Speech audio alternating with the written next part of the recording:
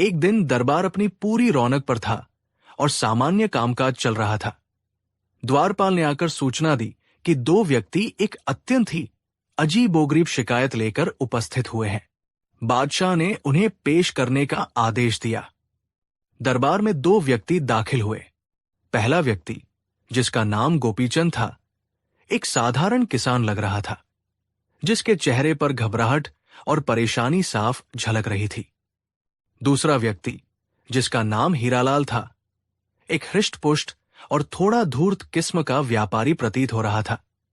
उसकी आंखों में एक अजीब सी चमक थी। उन दोनों के बीच जो चीज थी, उसने पूरे दरबार को आश्चर्य में डाल दिया। वो एक मटका था, साधारण मिट्टी का मटका, जिसका मुंह कपड़े से कसकर बंधा हुआ था। बादशाह अकबर ने पूछा, क्या मामला है और ये मटका यहां क्यों लाया गया है? गोपीचंद ने कांपती आवाज में कहना शुरू किया, जहांपनाह, मैं एक गरीब किसान हूं। कल शाम जब मैं अपने खेत से लौट रहा था तो मुझे रास्ते में ये मटका मिला। ये लावारिस पड़ा था। मैंने इसे उठाया। ये काफी भारी था। मुझे लगा इसमें कुछ कीमती सामान होगा। मैं इसे लेकर घर आया और जब मैंने इसका मुंह खोलकर देखा तो गोपीचंद कहते कहते रुक गया। उसकी आवाज में भय था। तो क्या देखा तुमने? बादशाह ने उत्सुकता से पूछा। गोपीचंद ने डरते डरते कहा, हुजूर, उसमें सोने की मोहरें थी। पूरा मटका सोने की मोहरों से भरा हुआ था। यह सुनकर दरबार में एक हलचल सी मच गई। सोने की मोहरों से भरा मटका। गोपीचंद ने आगे कहा, मैं इतना सोना देखकर डर गया। मुझे लगा ये किसी मुसीबत को न्योता देना है। मैंने रात भर सोचा और सुबह फैसला किया कि इसे शाही खजाने में जमा करा दूंगा। मैं इसे लेकर आ ही रहा था कि रास्ते में मुझे ये हीरालाल मिला। इसने मुझसे मटके के बारे में पूछा और जब मैंने इसे सच बताया तो ये कहने लगा कि ये मटका इसका है और मैंने इसे चुराया है। ये मुझसे मटका छीनने लगा। हम दोनों में झगड़ा हो गया और फिर हम न्याय के लिए आपके दरबार में आए हैं। अब हीरालाल आगे आया और बोला, बादशाह सलामत, ये आदमी सरासर झूठ बोल रहा है। ये मटका मेरा है। मैंने कल शाम इसे अपने खेत के पास एक पेड़ के नीचे छिपाया था ताकि जरूरत पड़ने पर इसे निकाल सकूं। इसमें मेरी जीवन भर की कमाई 5,000 सोने की मोहरें हैं। आज सुबह जब मैं इसे लेने गया तो ये वहां नहीं था। मैंने इसे ढूंढना शुरू किया तो ये मुझे इस गोपीचंद के पास मिला। ये चोर है, जहांपनाह। इसने मेरा मटका चुराया है और अब झूठी कहानी बनाकर खुद को ईमानदार साबित करना चाहता है। बादशाह अकबर सोच में पड़ गए। मामला बड़ा ही उलझा हुआ था। गोपीचंद की बातों में सच्चाई लग रही थी, लेकिन हीरालाल भी पूरे आत्मविश्वास से मटके पर अपना अधिकार जता रहा था। मटके का कोई पहचान चिन्ह भी नहीं था जिससे पता चल सके कि उसका असली मालिक कौन है। बादशाह ने बीरबल की ओर देखा। बीरबल, जो अब तक शांतचित्त होकर सारा वाकया सुन रहे थे, के चेहरे पर एक हल्की सी मुस्कान थी, जैसे उन्हें इस विचित्र मामले में कुछ मजा आ रहा हो। बीरबल ने बादशाह से अनुमति लेकर कहा, जहांपनाह, यदि आज्ञा हो तो मैं इन दोनों से कुछ प्रश्न पूछना चाहूंगा। बादशाह ने स्वीकृति दे दी। बीरबल पहले गोपीचंद की ओर मुड़े। गोपीचंद, तुमने कहा कि तुम्हें यह मटका रास्ते में पड़ा मिला। क्या तुमने आसपास किसी को देखा था या किसी से पूछा था कि यह किसका है? गोपीचंद ने कहा, नहीं हुजूर, वहां आसपास कोई नहीं था। खेत सुनसान थे और मैं इतना डर गया था कि सीधे घर आ गया। फिर बीरबल हीरालाल की ओर घूमे। हीरालाल, तुमने कहा कि तुमने ये मटका कल शाम अपने खेत के पास एक पेड़ के नीचे छिपाया था। क्या तुम उस पेड़ की कोई खास पहचान बता सकते हो या ये बता सकते हो कि तुमने मटके को कैसे छिपाया था? जमीन में गाड़ा था या यूं ही रख दिया था? हीरालाल थोड़ा अटकते हुए बोला, जी, वो एक आम का पेड़ था, बहुत पुराना, और मैंने मटके को बस पत्तों से ढक दिया था। उसके जवाब में कुछ हिचकिचाहट थी। बीरबल ने फिर पूछा, हीरालाल, तुम कह रहे हो कि इसमें तुम्हारी जीवन भर की कमाई 5,000 सोने की मोहरें हैं। क्या तुम बता सकते हो कि ये मोहरें किस प्रकार की हैं? क्या वे सभी एक ही राजा के समय की हैं या अलग अलग समय की? क्या उन पर कोई विशेष चिन्ह है? हीरालाल अब और भी घबरा गया। उसने कहा, जी, मैंने उन्हें कभी ध्यान से नहीं देखा, बस इकट्ठा करता गया। बीरबल मुस्कुराए। उन्हें कुछ अंदाजा होने लगा था। उन्होंने बादशाह से कहा, जहांपनाह, इस मामले को सुलझाने के लिए मुझे एक छोटी सी परीक्षा लेनी होगी। बादशाह ने कहा, इजाजत है बीरबल, हमें तुम्हारे न्याय पर पूरा भरोसा है। बीरबल ने सिपाहियों को आदेश दिया कि एक बड़ा सा कड़ाहा लाया जाए और उसमें पानी भरकर उसे तेज आंच पर गर्म किया जाए। दरबार में सभी लोग हैरान थे कि बीरबल ये क्या करने जा रहे हैं।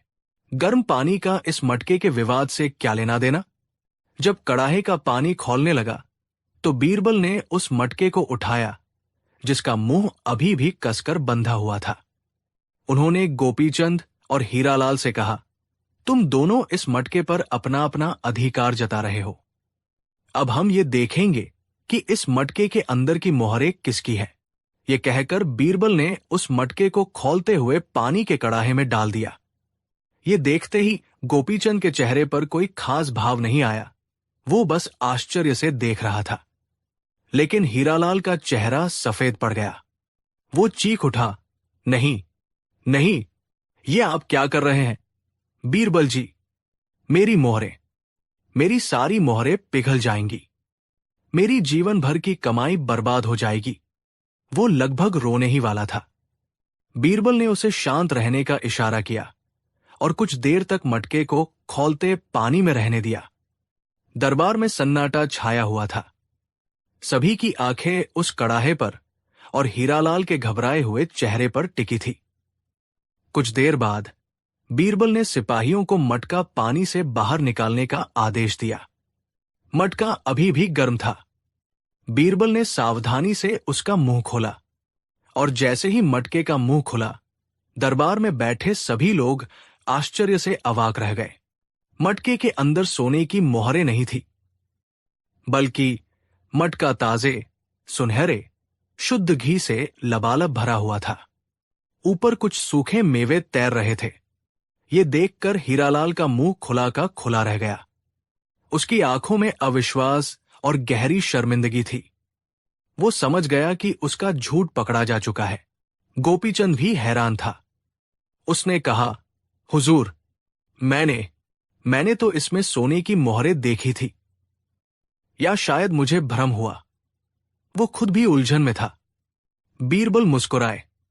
उन्होंने बादशाह अकबर की ओर देखकर कहा, जहांपनाह, असली और नकली का पता चल गया है। उन्होंने समझाया।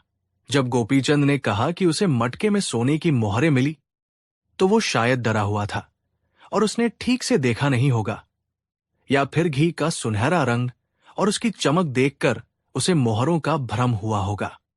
लेकिन उसकी ईमानदारी देखिए, उसने इसे शाही खजाने में जमा कराने का फैसला किया।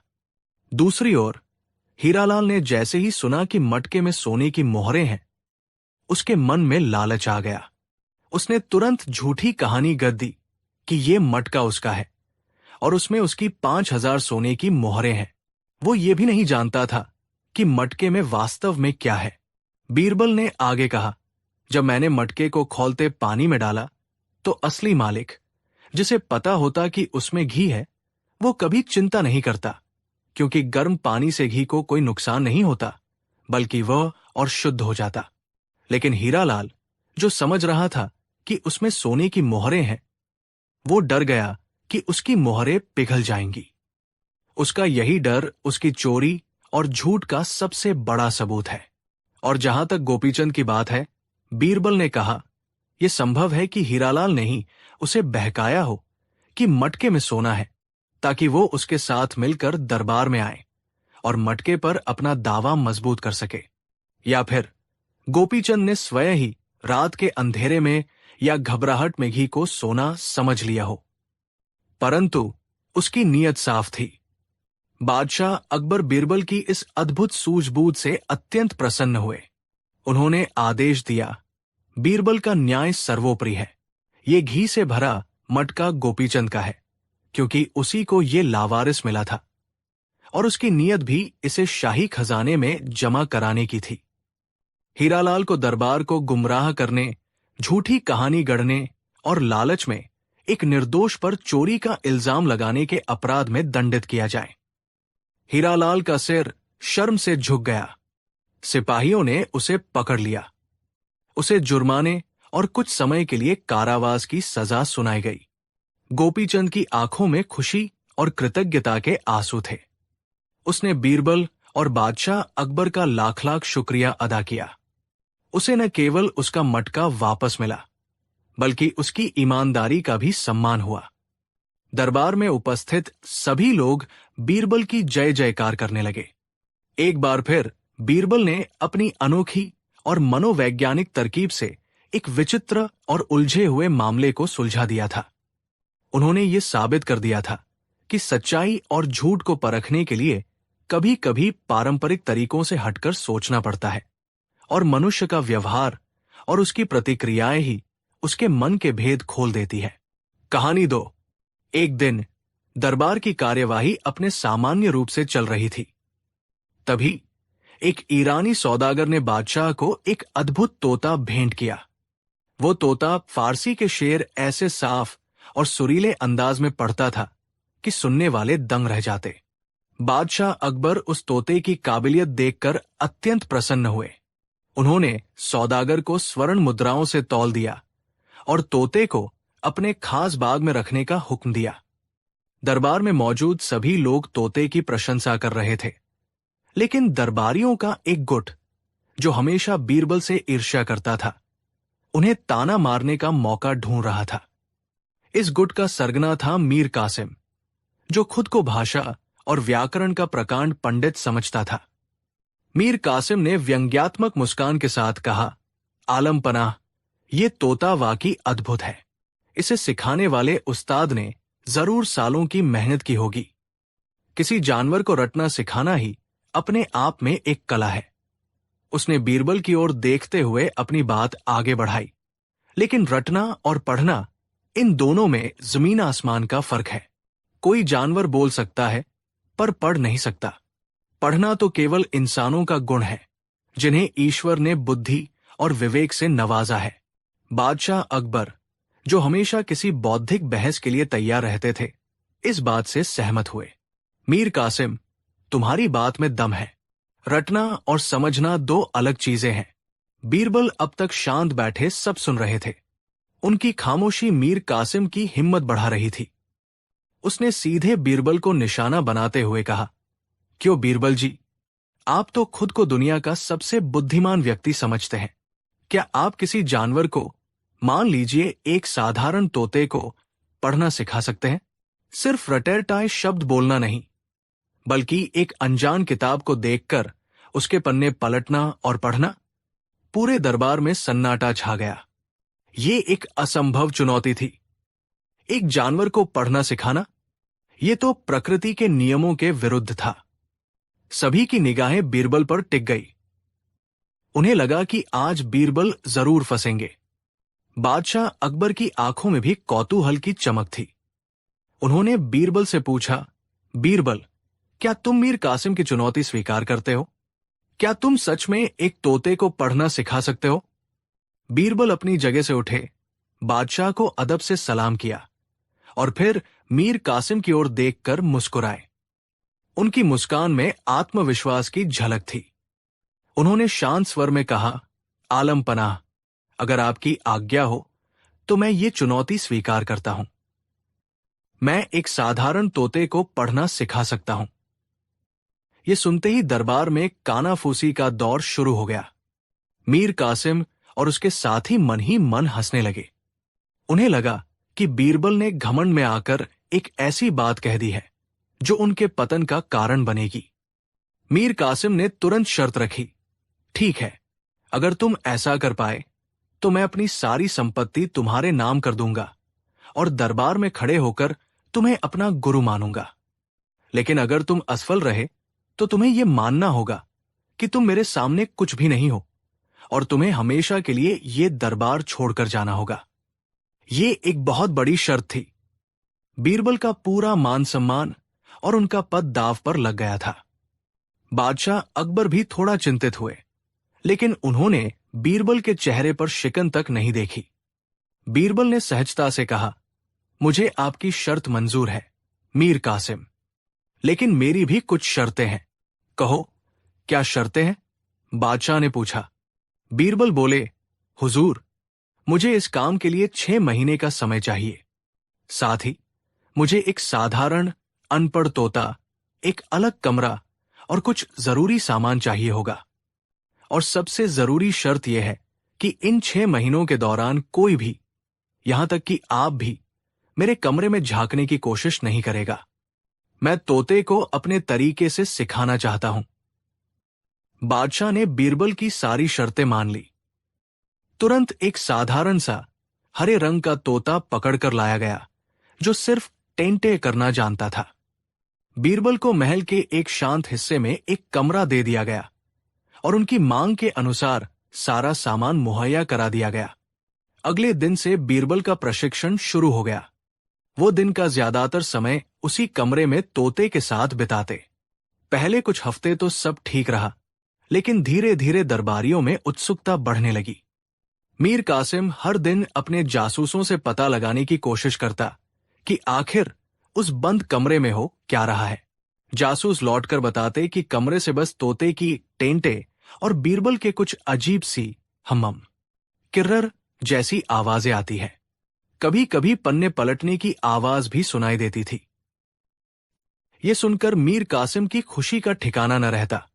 वो दरबार में सबसे कहता, देखा, मैंने कहा था ना, बीरबल बस समय बर्बाद कर रहा है। वो तोते को डांटता है और तोता बदले में चिल्लाता है। 6 महीने बाद देखना, इसकी सारी हेकड़ी निकल जाएगी। महीने बीतते गए। दूसरा, तीसरा, चौथा महीना। बीरबल अपने काम में लगे रहे। दरबार में अब यह चर्चा का मुख्य विषय बन गया था। कुछ लोग बीरबल की बुद्धिमानी पर विश्वास करते थे, लेकिन ज्यादातर लोगों को लगता था कि इस बार बीरबल ने अपनी सीमाओं से बाहर जाकर चुनौती स्वीकार कर ली है। खुद बादशाह अकबर को भी कभी कभी चिंता होती, लेकिन वे बीरबल के आत्मविश्वास को देखकर चुप रह जाते। अंदर कमरे में बीरबल एक बहुत ही धैर्यपूर्ण और मनोवैज्ञानिक तरीके से काम कर रहे थे।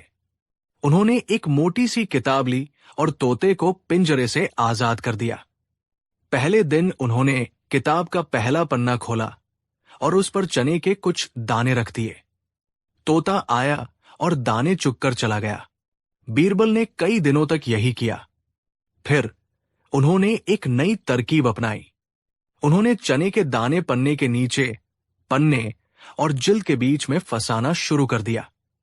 अब तोते को दाना खाने के लिए अपनी चोंच से पन्ने को थोड़ा उठाना पड़ता था। धीरे धीरे तोता ये सीख गया।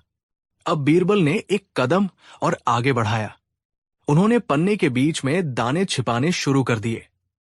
तोते को दाना ढूंढने के लिए पूरा पन्ना पलटना पड़ता था। जब भी तोता पन्ना पलटता, बीरबल एक खास आवाज निकालते, किर्रर, किर्रर। तोते के दिमाग में ये बात बैठने लगी कि पन्ना पलटने पर यह आवाज निकलती है। इसके बाद बीरबल ने एक और चीज जोड़ी। उन्होंने किताब को एक स्टैंड पर रख दिया और तोते को भूखा रखने लगे। जब तोता भूख से टेंटेक करता, बीरबल किताब की ओर इशारा करते। तोता उड़कर किताब पर बैठता और दाने की उम्मीद में पन्ने पलटने लगता। हर बार जब वो एक पन्ना पलटता, बीरबल उसे एक दाना देते और साथ में किर्रर की आवाज निकालते। धीरे धीरे तोते ने पन्ने पलटने और किर्रर की आवाज को भोजन से जोड़ लिया। वो समझ गया कि पन्ने पलटो, किर्रर जैसी आवाज निकालो और खाना पाओ। 6 महीने की इस अथक मेहनत के बाद तोता इस काम में माहिर हो गया था। वो किसी भी किताब के पन्ने अपनी चोंच से बड़ी सफाई से पलट सकता था और हर पन्ना पलटने के बाद किर्रर की एक कर्कश ध्वनि निकालता था, जो दूर से सुनने में ऐसा लगता था मानो कोई अटकटक कर पढ़ रहा हो।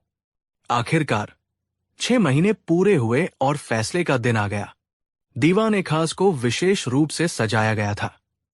बादशाह अकबर अपने सिंहासन पर विराजमान थे। सभी दरबारी, अमीर उमरा और मंत्री अपनी अपनी जगहों पर बैठे थे। मीर कासिम के चेहरे पर विजय की मुस्कान थी। उसे पूरा यकीन था कि आज बीरबल का अपमान निश्चित है। तभी बीरबल ने कमरे में प्रवेश किया। उनके एक हाथ में एक ढका हुआ पिंजरा था। उन्होंने बादशाह को सलाम किया और पिंजरे को बीच में रख दिया। बादशाह ने पूछा, बीरबल, समय पूरा हो चुका है, क्या तुम्हारा तोता पढ़ना सीख गया? बीरबल ने आत्मविश्वास से कहा, जी जहांपनाह, ये तोता अब किसी भी किताब को पढ़ सकता है। मीर कासिम जोर से हंसा, असंभव, मैं नहीं मानता, इसे साबित करो। बीरबल ने कहा, जरूर। मीर कासिम जी, आप ही शाही पुस्तकालय से अपनी पसंद की कोई भी, किसी भी विषय की एक ऐसी किताब ले आइए जिसे न मैंने देखा हो न इस तोते ने। यह सुनकर सबकी हैरानी और बढ़ गई। अगर तोते ने कुछ रटा होता तो वो सिर्फ एक ही किताब पढ़ पाता। एक अनजान किताब को पढ़ना तो वाकई जादू जैसा था। मीर कासिम खुद पुस्तकालय गया और वहां से कानून और व्यवस्था पर एक बहुत ही मोटी और जटिल किताब उठाकर ले आया। उसने सोचा, इसे पढ़ना तो इंसानों के लिए मुश्किल है, ये जानवर क्या पढ़ेगा। किताब को एक ऊंचे स्टैंड पर रख दिया गया। बीरबल ने पिंजरे का दरवाजा खोला। तोता बाहर आया, कुछ देर कमरे का चक्कर लगाया और फिर उड़कर सीधे किताब पर जा बैठा। पूरे दरबार में खामोशी थी। हर कोई सांस रोके देख रहा था। बीरबल ने तोते की ओर देखकर कहा, चलो बेटा, पढ़ना शुरू करो। तोते ने किताब के पहले पन्ने को देखा, फिर अपनी नुकीली चोंच से बड़ी सफाई से पन्ने के कोने को पकड़ा और उसे पलट दिया। पन्ना पलटते ही उसने एक कर्कश ध्वनि निकाली, किर्रर। फिर उसने दूसरे पन्ने को देखा और उसे भी पलट दिया, किर्रर। एक के बाद एक वो पन्ने पलटता गया और हर पन्ने के बाद किर्रर की आवाज निकालता गया। वो ये काम इतनी गंभीरता और ध्यान से कर रहा था कि एक पल के लिए सबको यही लगा कि वो सच में पढ़ रहा है। पहले वो एक नजर पन्ने पर डालता, फिर उसे पलटता और फिर अपनी आवाज निकालता। दरबार में बैठे लोग अपनी आंखों पर विश्वास नहीं कर पा रहे थे। ये एक चमत्कार था। बादशाह अकबर आश्चर्य और खुशी से उछल पड़े। वे जोर जोर से हंसने लगे। वाह बीरबल, मान गए, तुमने तो कमाल कर दिया, ये तो सच में पढ़ रहा है। मीर कासिम का चेहरा सफेद पड़ गया था। उसका मुंह खुला का खुला रह गया। उसे अपनी आंखों और कानों पर यकीन नहीं हो रहा था। वो हकलाते हुए बोला, नहीं, ये नहीं हो सकता। ये जरूर कोई जादू टोना है। इसने तोते पर कोई काला जादू किया है। बीरबल मुस्कुराए, मीर कासिम जी, इसमें कोई जादू नहीं है। इसमें सिर्फ थोड़ी सी बुद्धि और बहुत सारा धैर्य है। फिर बीरबल ने बादशाह और पूरे दरबार के सामने अपनी पूरी तरकीब का खुलासा किया। उन्होंने बताया कि कैसे उन्होंने दाने का लालच देकर तोते को पन्ने पलटना सिखाया और कैसे हर पन्ने के पलटने को किर्रर की आवाज से जोड़ दिया। उन्होंने समझाया, आलम पनाह, मैंने इस तोते को पढ़ना नहीं सिखाया, मैंने इसे पढ़ने का अभिनय करना सिखाया है। ये अक्षरों और शब्दों को नहीं पहचानता। ये तो बस अपनी आदत और लालच के कारण पन्ने पलट रहा है और आवाज निकाल रहा है। इसे लगता है कि ऐसा करने से इसे भोजन मिलेगा। ये सुनकर पूरे दरबार ने एक साथ ठहाका लगाया। अब सबको बात समझ में आ गई थी। बीरबल ने अपनी बात पूरी करते हुए मीर कासिम की ओर देखा और कहा, और मीर कासिम जी, आपका यह कहना कि सिर्फ इंसान ही पढ़ सकते हैं, बिल्कुल सही है। लेकिन बहुत से इंसान भी तो इसी तोते की तरह पढ़ते हैं। वे ग्रंथों और शास्त्रों को रट तो लेते हैं, पन्ने पर पन्ने पलटते जाते हैं, लेकिन उनके अर्थ को, उनके ज्ञान को अपने जीवन में नहीं उतारते। ऐसा पढ़ना और इस तोते का पन्ने पलटना दोनों एक बराबर है। सच्चा ज्ञान अक्षरों को रटने में नहीं, उनके अर्थ को समझने और आत्मसात करने में है। बीरबल की ये बात तीर की तरह मीर कासिम के दिल में जा लगी। उसका सिर शर्म से झुक गया। उसने न केवल अपनी चुनौती हारी थी, बल्कि उसे ज्ञान का एक ऐसा गहरा सबक मिला था जिसे वो जिंदगी भर नहीं भूल सकता था। बादशाह अकबर बीरबल की बुद्धिमानी से इतने प्रसन्न हुए कि वे अपने सिंहासन से उतर आए और बीरबल को गले लगा लिया। उन्होंने कहा, बीरबल, तुम सिर्फ मेरे सलाहकार नहीं, मेरे गुरु भी हो। तुमने आज केवल एक तोते को नहीं, बल्कि हम सबको एक बहुत बड़ा सबक सिखाया है। ज्ञान का अहंकार सबसे बड़ा अज्ञान है। तुम्हारी बुद्धि का कोई मुकाबला नहीं। शर्त के अनुसार मीर कासिम को अपनी सारी संपत्ति बीरबल को देनी थी और उन्हें अपना गुरु मानना था। लेकिन बीरबल ने महानता दिखाते हुए उसकी संपत्ति लेने से इनकार कर दिया। उन्होंने कहा, मुझे आपकी दौलत नहीं चाहिए, बस इतना ही काफी है कि आज आपको और इस दरबार को रटने और समझने का फर्क पता चल गया। मीर कासिम बीरबल के पैरों पर गिर पड़ा और अपनी गलती के लिए माफी मांगी। उस दिन के बाद उसने कभी बीरबल से ईर्ष्या नहीं की और हमेशा उनकी इज्जत की। ये कहानी आज भी इस बात की मिसाल है कि सच्ची बुद्धिमानी दिखावे या आडंबर में नहीं, बल्कि गहरी समझ और सरल समाधानों में निहित होती है। बीरबल ने एक साधारण सी घटना को ज्ञान के एक अमर अध्याय में बदल दिया था। कहानी 3। एक दिन जब दरबार की गहमा गहमी शांत थी, मुल्ला दोपियाजा ने अपने साथियों के साथ एक गहरी साजिश रची। ये योजना ऐसी थी जिससे उन्हें यकीन था कि बीरबल बच नहीं पाएंगे। शाम को जब दीवान खास में चुनिंदा मंत्री और सलाहकार बैठे थे, मुल्ला दोपियाजा ने बड़ी विनम्रता का नकाब ओढ़कर बादशाह अकबर से कहा, जहांपनाह, हम सब बीरबल की बुद्धिमानी और हाजिर जवाबी के कायल हैं। आपने और हमने अनगिनत बार उनकी प्रज्ञा की परीक्षा ली है और हर बार उन्होंने हमें चकित किया है।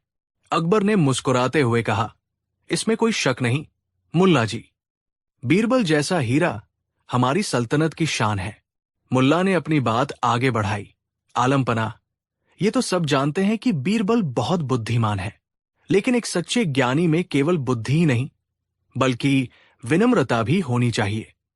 उसे ये स्वीकार करने का साहस भी होना चाहिए कि वो सब कुछ नहीं जानता। मुझे लगता है आज हमें बीरबल की बुद्धिमानी की नहीं, बल्कि उनकी सादगी और विनम्रता की परीक्षा लेनी चाहिए। अकबर की आंखों में उत्सुकता चमक उठी। कैसी परीक्षा मुल्ला जी? साफ साफ कहिए।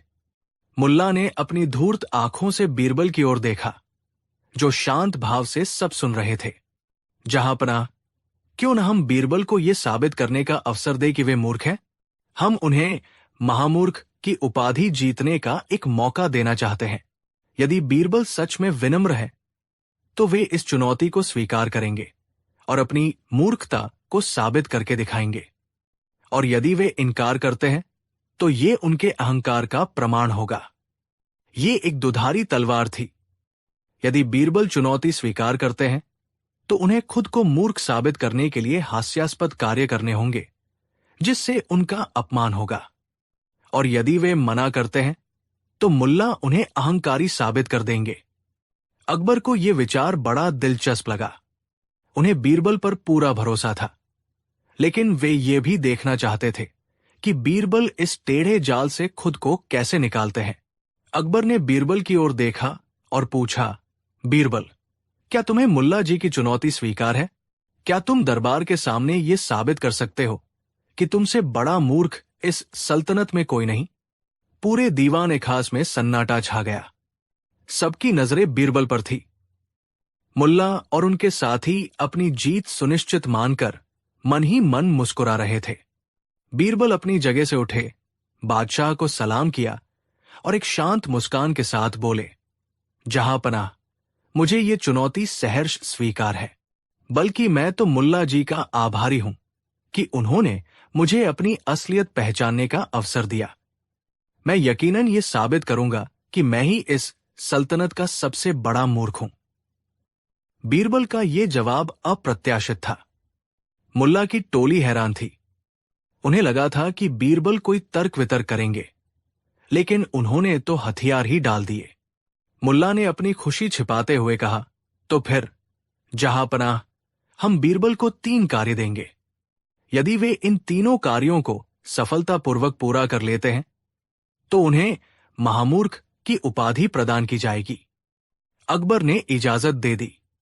मुल्ला ने पहला कार्य बताते हुए कहा, बीरबल को बाजार में जाकर एक फूटा हुआ घड़ा, जिसकी कोई कीमत नहीं, उसे एक सोने के सिक्के में बेचकर आना होगा।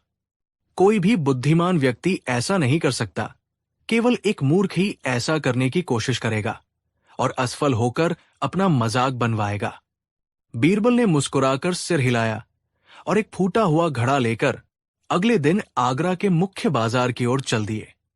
मुल्ला के जासूस उनके पीछे पीछे थे।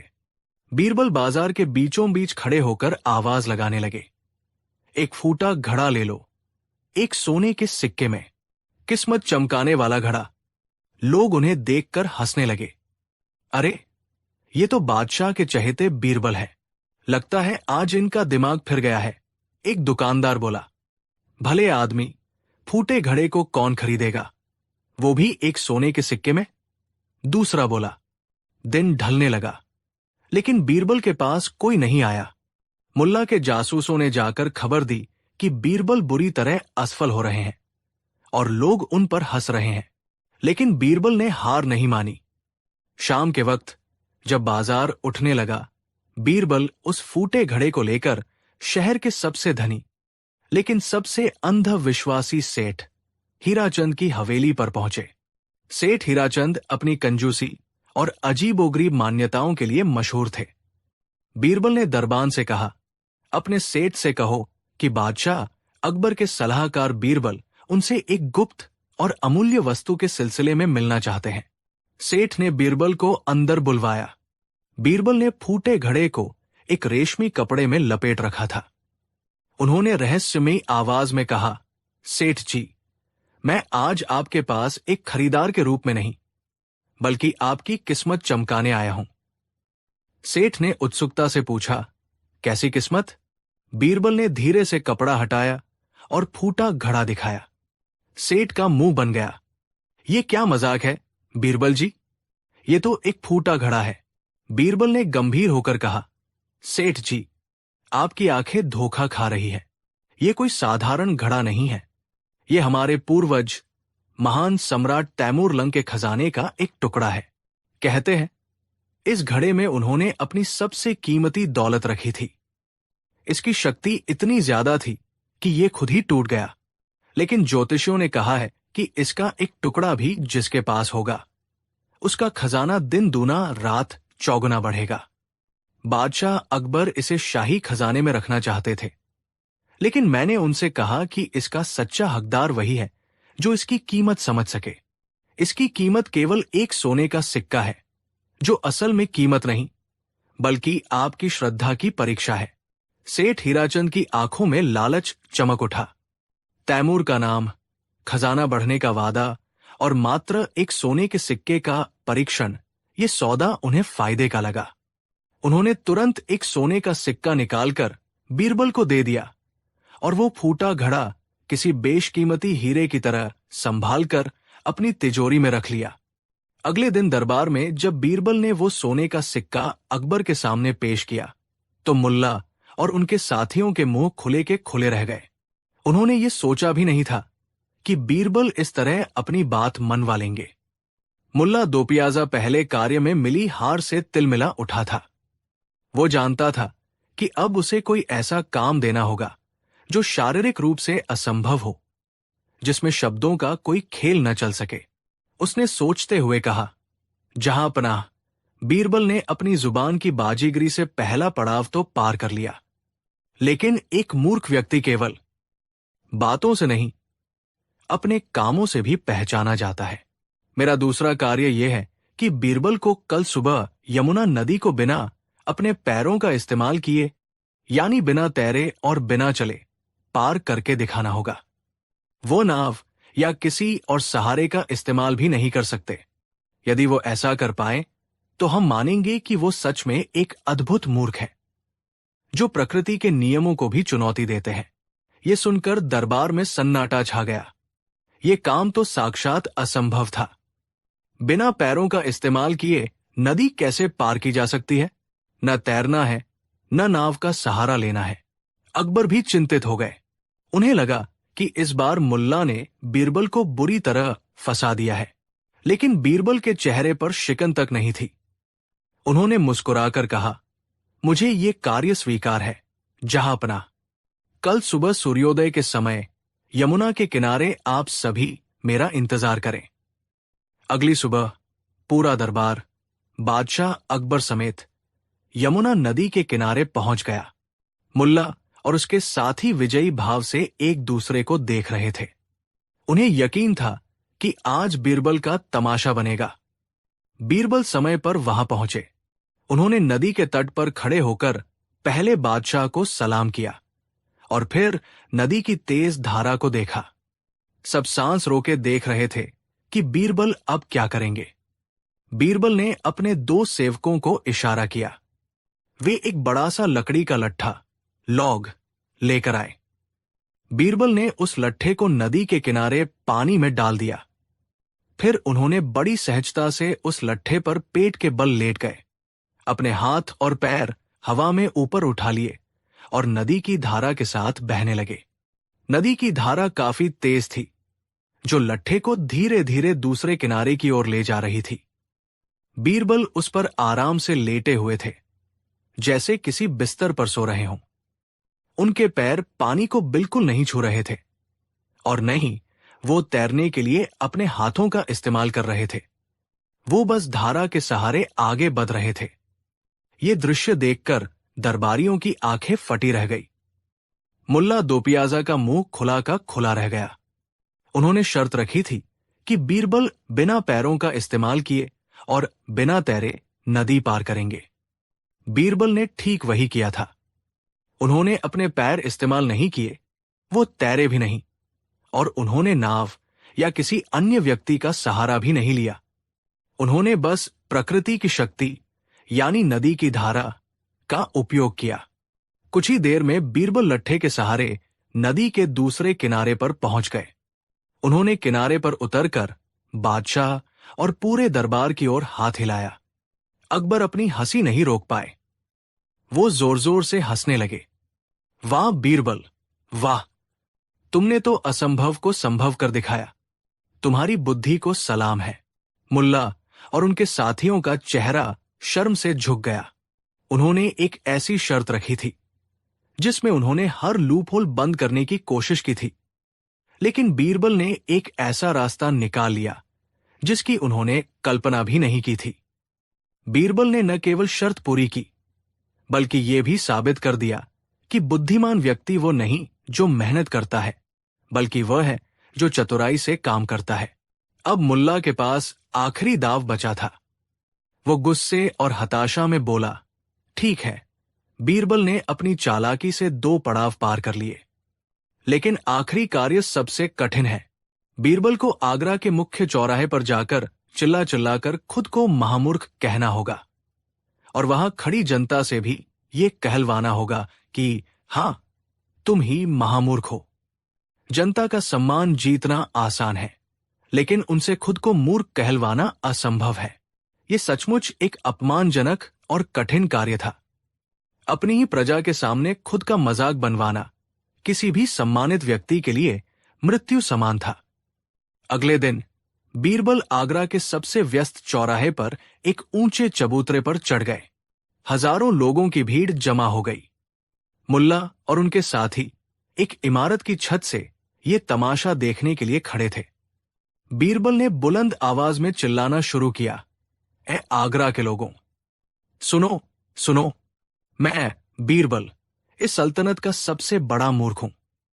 मैं एक महामूर्ख हूं। लोग हैरान रह गए। वे एक दूसरे का मुंह देखने लगे। ये क्या हो रहा है? बीरबल ने अपनी बात जारी रखी। हां, मैं मूर्ख हूं, क्योंकि मैं अपना घर, अपना परिवार, अपना सुख चैन छोड़कर 24 घंटे बादशाह और इस सल्तनत की चिंता में डूबा रहता हूं। आप व्यापारी लोग कितने समझदार हैं। आप अपने व्यापार को बढ़ाते हैं, धन कमाते हैं। आप किसान कितने बुद्धिमान हैं। आप अन्न उगाते हैं और अपने परिवार का पेट पालते हैं। आप सैनिक कितने चतुर हैं। आप अपनी बहादुरी से नाम कमाते हैं। लेकिन मैं एक ऐसा मूर्ख हूं जो उन समस्याओं को सुलझाने में अपना सिर खपाता हूं जिनसे मेरा कोई सीधा वास्ता नहीं। मैं उन दरबारियों की साजिशों का सामना करता हूं जो मुझसे जलते हैं। मैं बादशाह के टेढ़ में सवालों के जवाब ढूंढता हूं, जैसे आसमान में कितने तारे हैं या धरती का केंद्र कहाँ है। मैं अपना जीवन एक ऐसे काम में लगा रहा हूं जिसके बदले में मुझे केवल चिंता और ईर्ष्या मिलती है। अरे, बादशाह सलामत तो कभी कभी खुश होकर इनाम दे भी देते हैं, लेकिन आप लोगों की समस्याओं को सुलझाने के लिए मुझे क्या मिलता है? तो अब आप ही बताइए। जो व्यक्ति दूसरों के लिए अपना जीवन बर्बाद कर दे, उससे बड़ा मूर्ख कौन हो सकता है? बोलो, क्या मैं महामूर्ख नहीं हूं? बीरबल की बातों में इतना दर्द, इतनी सच्चाई और इतनी गहरी भावना थी कि भीड़ स्तब्ध रह गई। लोगों की आंखों में आंसू आ गए। उन्हें पहली बार एहसास हुआ कि बीरबल उनके लिए कितनी बड़ी कुर्बानी देते हैं। एक बूढ़ा आदमी भीड़ से आगे आया और रोते हुए बोला, नहीं बीरबल जी, आप मूर्ख नहीं, आप तो देवता है, आप हमारे रक्षक हैं। और फिर पूरी भीड़ एक साथ चिल्ला उठी, बीरबल जिंदाबाद, बीरबल जिंदाबाद। आप मूर्ख नहीं, आप महान हैं। लोगों ने बीरबल पर फूलों की वर्षा शुरू कर दी। मुल्ला और उनके साथियों ने जब यह दृश्य देखा तो उनके पैरों तले जमीन खिसक गई। उनका आखिरी और सबसे मजबूत दाव भी उल्टा पड़ चुका था। वे बीरबल को अपमानित करना चाहते थे, लेकिन बीरबल तो जनता की नजरों में और भी बड़े नायक बन गए। जब बीरबल वापस दरबार पहुंचे तो अकबर अपने सिंहासन से उतर आए। उनकी आंखों में भी आंसू थे। उन्होंने बीरबल को गले लगाया और कहा, बीरबल, तुम्हारे दुश्मनों ने तुम्हें महामूर्ख साबित करने की कोशिश की, लेकिन तुमने ये साबित कर दिया कि तुम्हारी मूर्खता तुम्हारी महानता है। तुम्हारी मूर्खता तुम्हारी निस्वार्थ सेवा और तुम्हारी अटूट वफादारी है। आज से अगर कोई तुम्हें मूर्ख कहेगा तो वो सल्तनत का सबसे बड़ा अपराधी माना जाएगा। अकबर ने मुल्ला दो पियाजा और उनके साथियों को कड़ी फटकार लगाई और उन्हें कुछ दिनों के लिए दरबार से निलंबित कर दिया। उस दिन के बाद किसी ने फिर कभी बीरबल की बुद्धिमानी को चुनौती देने की हिम्मत नहीं की, क्योंकि वे सब समझ चुके थे कि बीरबल की सोच वहां खत्म होती है जहां आम इंसान सोचना शुरू करता है। कहानी 4। ये कहानी एक ऐसे ही साधारण सिपाही की है जिसका नाम था हिम्मत सिंह। हिम्मत सिंह, जैसा उसका नाम था वैसा ही उसका काम। वो एक बहादुर, ईमानदार और अपने कर्तव्य के प्रति पूरी तरह समर्पित सिपाही था। वो शाही खजाने की बाहरी सुरक्षा टुकड़ी में तैनात था। उसकी ईमानदारी के किस्से उसके साथी सिपाहियों के बीच मशहूर थे। उसे अपने काम के अलावा किसी और चीज से कोई मतलब नहीं था। वो अपनी छोटी सी दुनिया में खुश था, जिसमें उसकी बूढ़ी मां और उसकी छोटी सी तनख्वाह से चलने वाली गृहस्थी थी। लेकिन कभी कभी इंसान की यही सादगी और ईमानदारी कुछ लोगों की आंखों में कांटे की तरह चुभने लगती है। शाही खजाने का मुख्य अधिकारी था मीर जुम्मन। मीर जुम्मन बाहर से जितना शरीफ और नरम दिल दिखता था, अंदर से उतना ही लालची और मक्कार था। वो पिछले कई महीनों से शाही खजाने से छोटी छोटी मात्रा में सोना और जवाहरात गायब कर रहा था। उसकी चोरी इतनी सफाई से होती थी कि किसी को कानो कान खबर नहीं होती थी। लेकिन हिम्मत सिंह की तेज नजरें कुछ भाप रही थी। उसने 2-3 बार मीर जुम्मन को रात के अजीब पहरों में खजाने के पास संदिग्ध रूप से घूमते हुए देखा था।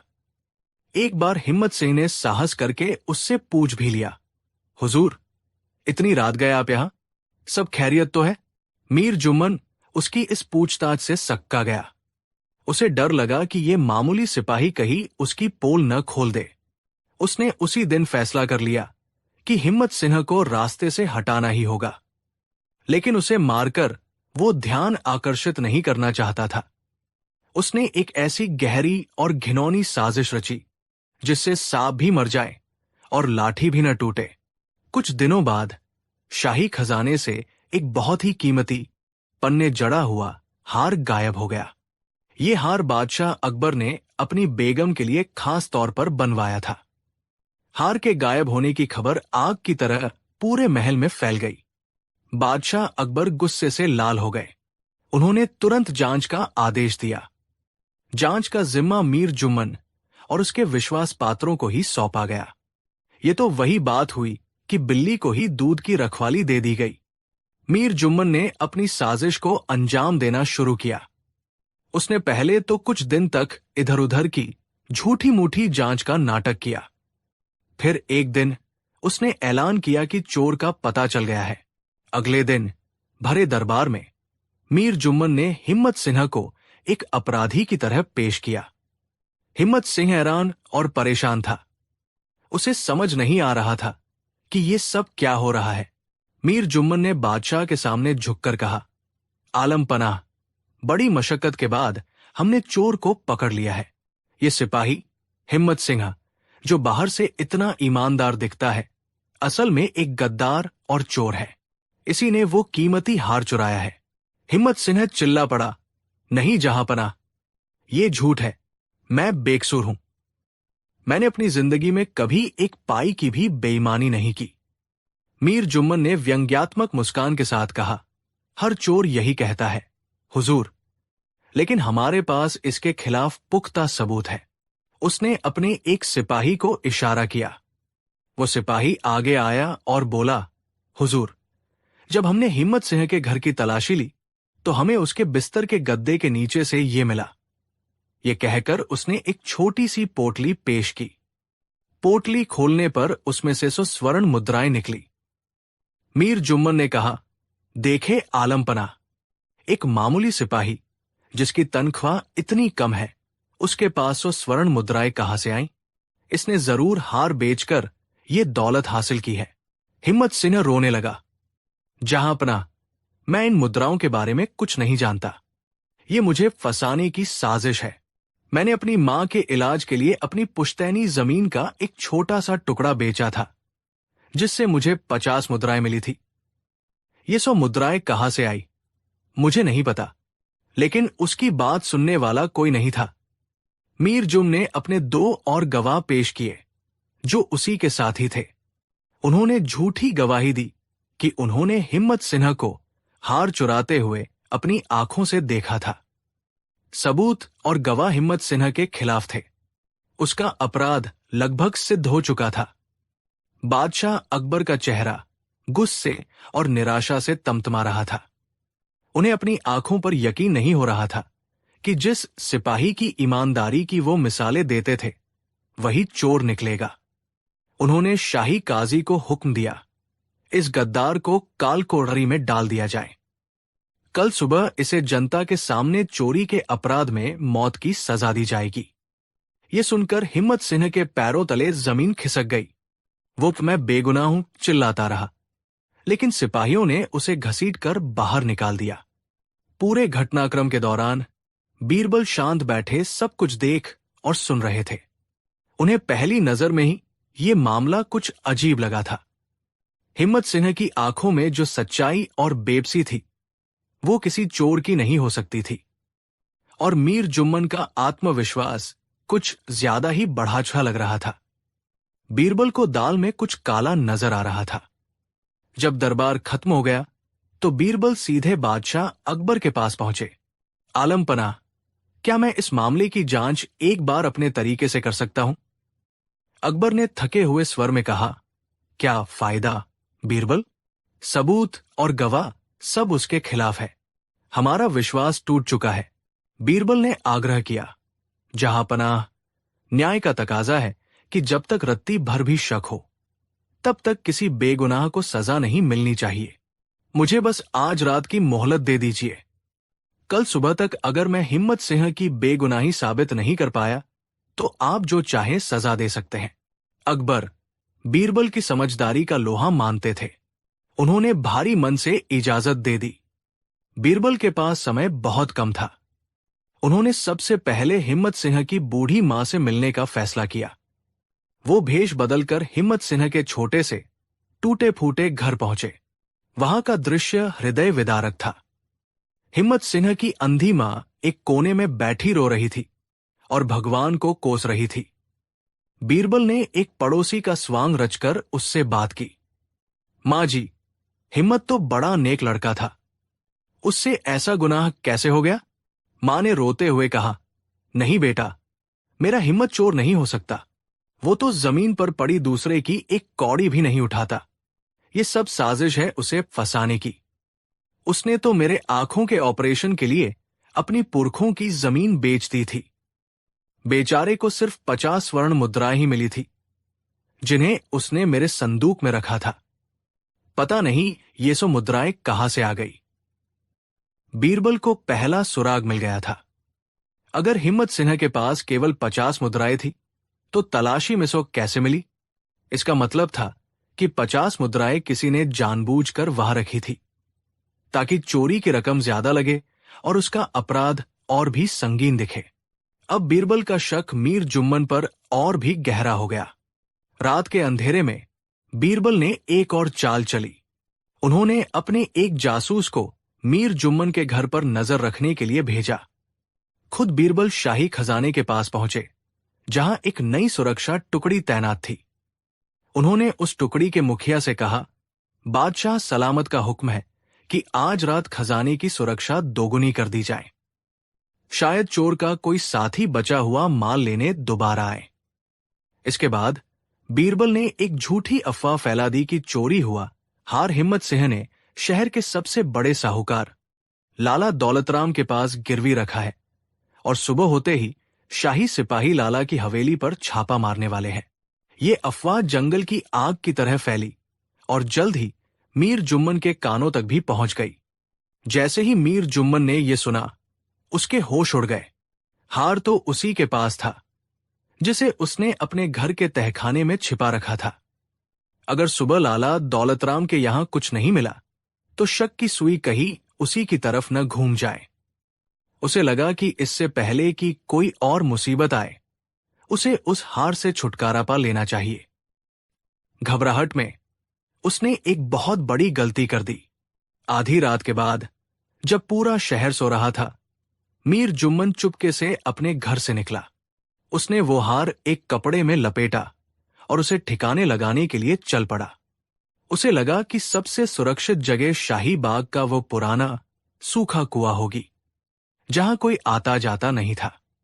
लेकिन उसे क्या पता था कि बीरबल के जासूस परछाई की तरह उसके पीछे लगे हुए थे। जैसे ही मीर जुम्मन ने वो हार कुएं में फेंका, बीरबल के सिपाहियों ने उसे रंगे हाथों पकड़ लिया। पहले तो वो बहुत अकड़ा, लेकिन जब सिपाहियों ने कुएं से वो हार निकाला, तो उसका चेहरा सफेद पड़ गया। अगली सुबह दरबार एक बार फिर लगा। हिम्मत सिंह को जंजीरों में जकड़कर पेश किया गया। उसकी आंखों में मौत का खौफ था। अकबर ने भारी मन से जल्लाद को इशारा करने ही वाले थे कि बीरबल ने उन्हें रोक दिया। 1 मिनट, जहां अपना असली मुजरिम पकड़ा गया है, ये कहकर उन्होंने सिपाहियों को मीर जुम्मन को पेश करने का हुक्म दिया। मीर जुम्मन को जंजीरों में बंधा देखकर पूरे दरबार में सन्नाटा छा गया। बीरबल ने बादशाह के सामने चोरी हुआ हार पेश किया और फिर एक एक करके अपनी पूरी जांच का ब्यौरा दिया। उन्होंने बताया कि कैसे हिम्मत सिंह की मां से उन्हें 50 मुद्राओं का सुराग मिला, कैसे उन्होंने झूठी अफवाह फैलाकर असली चोर को गलती करने पर मजबूर किया और कैसे मीर जुम्मन हार को ठिकाने लगाते हुए पकड़ा गया। मीर जुम्मन के जिन 2 गवाहों ने झूठी गवाही दी थी, उन्होंने भी बीरबल के सामने अपना गुनाह कबूल कर लिया। उन्होंने बताया कि मीर जुम्मन ने उन्हें दौलत का लालच देकर ऐसा करने के लिए मजबूर किया था। सच्चाई अब सूरज की तरह साफ थी। बादशाह अकबर शर्म और पश्चाताप से भर गए। उन्हें अपनी जल्दबाजी पर बहुत अफसोस हुआ। वो सिंहासन से उतरे और हिम्मत सिंह के पास गए उन्होंने अपने हाथों से उसकी जंजीरें खोली और उसे गले से लगा लिया। हमें माफ कर दो, हिम्मत सिंह। हम एक बेगुनाह को सजा देने जा रहे थे। तुम्हारी ईमानदारी पर शक करके हमने गुनाह किया है। उन्होंने हिम्मत सिन्हा को न केवल बाइज्जत बरी किया, बल्कि उसकी ईमानदारी के इनाम के तौर पर उसे शाही सुरक्षा दस्ते का दारोगा बना दिया और 100 स्वर्ण मुद्राएं भी भेंट की। और मीर जुम्मन और उसके झूठे गवाहों को वही सजा दी गई जो हिम्मत सिंह को मिलने वाली थी। उस दिन दरबार में हर किसी ने यह सीखा कि न्याय करने के लिए सिर्फ आंखों से देखना ही काफी नहीं होता, बल्कि दिमाग से सोचना और दिल से महसूस करना भी जरूरी होता है। और बीरबल ने एक बार फिर यह साबित कर दिया कि वो केवल एक चतुर सलाहकार नहीं, बल्कि सत्य और न्याय के एक सच्चे प्रहरी थे, जिनकी मौजूदगी में किसी बेगुनाह के साथ अन्याय होना असंभव था। कहानी 5। एक दिन दरबार की कार्यवाही समाप्त होने के बाद अकबर अपने खास बाग में टहल रहे थे। फुआरों से गिरता पानी मोतियों सा चमक रहा था और फूलों की महक हवा में घुली हुई थी। पर बादशाह का मन बेचैन था। हाल ही में उन्होंने अपने ही एक अमीर सूबेदार के 2 बेटों के बीच विरासत का एक झगड़ा सुलझाया था। बड़ा भाई अपने हिस्से से संतुष्ट था, जबकि छोटा भाई, जिसे बराबर का हिस्सा मिला था, फिर भी और अधिक पाने के लिए तड़प रहा था। उसकी आंखों में एक अजीब सी भूख थी, एक ऐसी अतृप्ति जो अकबर को भीतर तक परेशान कर गई थी। उन्होंने देखा था कि कैसे छोटा भाई अपने भूखे नौकरों को देखकर नाक भौं सिकोड़ता था और कैसे अपने अमीर पड़ोसियों की शान शौकत देखकर अंदर ही अंदर जलता था। ये विरोधाभास अकबर के मन में अटक गया था। अगले दिन दीवाना में एक विशेष शांति थी। अकबर अपने सिंहासन पर विराजमान थे, लेकिन उनकी आंखें कुछ खोज रही थी। अचानक उन्होंने दरबार की सामान्य कार्यवाही को रोक दिया। उनकी गंभीर आवाज ने सबका ध्यान अपनी ओर खींच लिया। मेरे दरबार के विद्वानों और सलाहकारों, उन्होंने कहा, आज मेरे मन में एक पहेली है। ये पहेली तलवार या खजाने की नहीं, बल्कि इंसान के मन की है। मैं चाहता हूं कि आप सब इस पर विचार करें और मुझे इसका सही उत्तर दें। पूरा दरबार कान लगाकर सुनने लगा। अकबर ने अपनी गहरी, भेदती हुई नजरों से सबको देखते हुए पूछा, वो कौन है जो भूखे को देख नहीं सकता और पेट भरे को भी नहीं? एक पल के लिए दरबार में सन्नाटा छा गया। ये एक अजीब पहेली थी। भूखे को न देख पाना तो समझ आता है, शायद कोई कठोर दिल इंसान हो, लेकिन पेट भरे को भी न देख पाना, इसका क्या अर्थ हो सकता है? दरबारियों में खुसर फुसर शुरू हो गई। एक ने कहा, आलम पनाह, इसका उत्तर अंधा व्यक्ति है। वो न भूखे को देख सकता है, न पेट भरे को। अकबर ने सिर हिला दिया। नहीं, अंधे व्यक्ति को दिखाई नहीं देता, पर वो महसूस कर सकता है। मेरी पहेली देखने की क्षमता के बारे में नहीं, बल्कि देखने की प्रवृत्ति के बारे में है। एक और दरबारी, जो खुद को बड़ा दार्शनिक समझता था, बोला, शायद इसका उत्तर मृत्यु है। मृत्यु न भूखे को छोड़ती है, न पेट भरे को। नहीं, अकबर ने कहा, मृत्यु सबको देखती है, वो भेद नहीं करती। मैं उसकी बात कर रहा हूं जो दोनों को देखकर असहज हो जाता है। कई और जवाब आए। किसी ने मूर्ख कहा, किसी ने समय कहा, तो किसी ने पागलपन। लेकिन कोई भी जवाब बादशाह के मन को नहीं छू सका। उनकी नजर बीरबल को ढूंढ रही थी, जो हमेशा की तरह शांत भाव से एक कोने में खड़े सब कुछ देख और सुन रहे थे। बीरबल, अकबर ने पुकारा, क्या तुम्हारी बुद्धि भी आज खामोश है? क्या तुम्हारे पास इस पहेली का कोई जवाब नहीं? बीरबल ने आगे आकर अदब से सलाम किया। जहांपना, यह पहेली इतनी गहरी है कि इसका जवाब शब्दों में नहीं, बल्कि अनुभव में छिपा है। इसका उत्तर बताया नहीं, दिखाया जा सकता है। दरबारियों का एक गुट, जो हमेशा बीरबल की सफलता से जलता था, हंसने लगा। देखिए, जब जवाब नहीं सूझता तो बीरबल बातें घुमाने लगते हैं। बीरबल ने उनकी बातों को अनसुना करते हुए कहा, आलम पनाह, अगर आप मुझे 1 हफ्ते का समय और कुछ साधन दे तो मैं आपको इस पहेली का जीता जागता जवाब दिखा सकता हूं। कैसा साधन? अकबर ने उत्सुकता से पूछा। मुझे शाही खजाने से 5,000 स्वर्ण मुद्राएं चाहिए होंगी और शहर के सबसे अमीर लेकिन सबसे कंजूस सेठ हीरचंद को मेरा सहायक बनाना होगा, बीरबल ने कहा। यह सुनकर सब चौंक गए। सेठ हिरचंद की कंजूसी के किस्से पूरे आगरा में मशहूर थे। वो अपनी तिजोरी पर सांप की तरह कुंडली मारकर बैठता था। उससे एक पैसा निकलवाना भी पत्थर से पानी निकालने जैसा था। उसे सहायक बनाना, यह तो असंभव था। अकबर मुस्कुराए। उन्हें बीरबल की योजना में हमेशा एक अनोखा रोमांच मिलता था।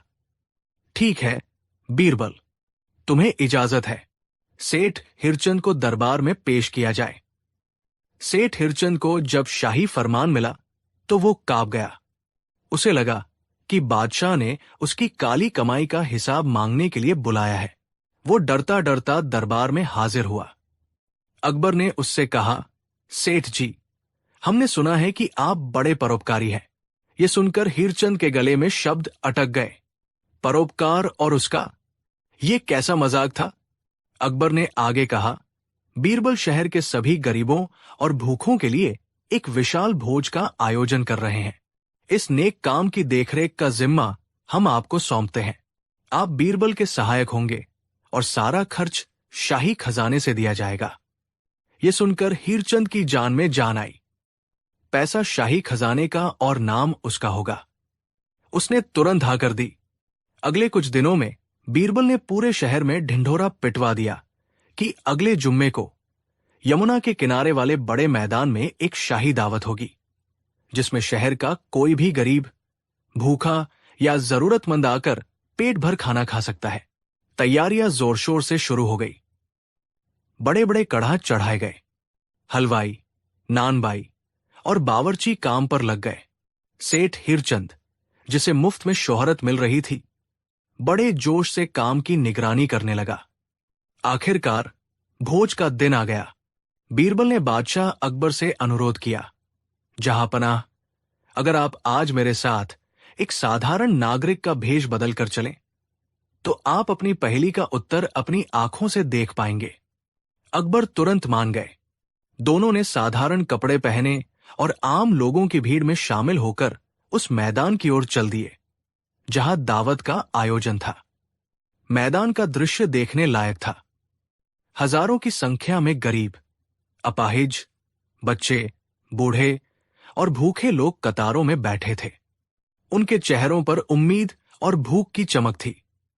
बीरबल अकबर को लेकर एक ऐसी जगह पर छिप गए जहां से सेठ हिरचंद की हर हरकत साफ दिखाई दे रही थी।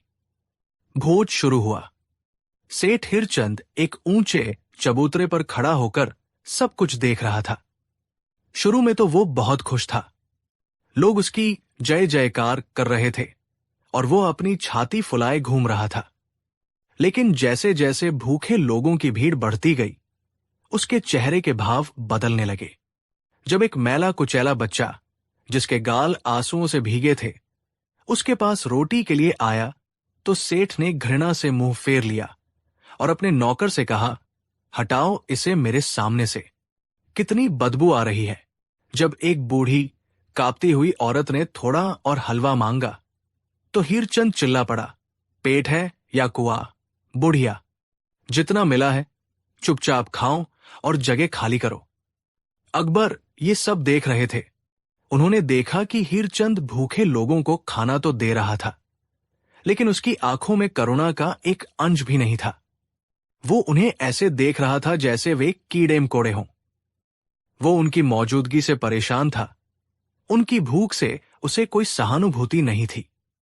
वो सचमुच भूखे को देख नहीं पा रहा था। उसकी आंखें उनके दुख के प्रति अंधी थी। अकबर ने बीरबल की ओर देखा। बीरबल ने आंखों से ही शांत रहने का इशारा किया। अभी तो जवाब का सिर्फ आधा हिस्सा सामने आया है, जहांपनाह। कुछ देर बाद बीरबल ने अपनी योजना का दूसरा हिस्सा शुरू किया। उन्होंने अपने एक सहायक को इशारा किया।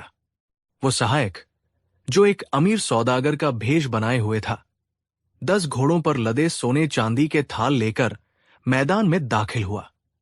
उसने ऐलान किया, ये सेठ जमनादास की ओर से बादशाह सलामत के लिए नजराना है, ताकि वो ऐसे ही गरीबों का पेट भरते रहें।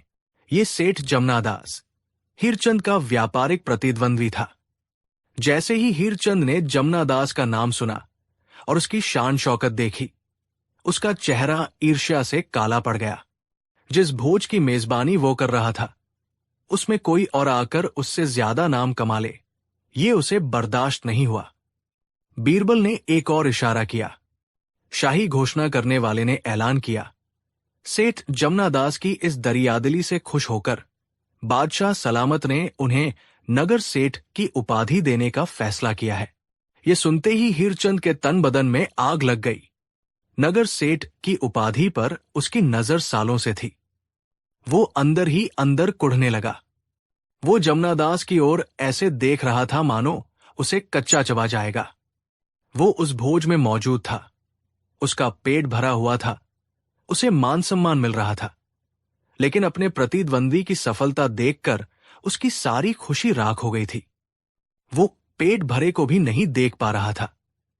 किसी और की थाली में लड्डू देखकर उसकी अपनी थाली का खाना जहर बन गया था। अकबर, जो ये पूरा नाटक देख रहे थे, अब सब कुछ समझ चुके थे। उनकी आंखों में एक गहरी समझ की चमक थी। भोज समाप्त हुआ।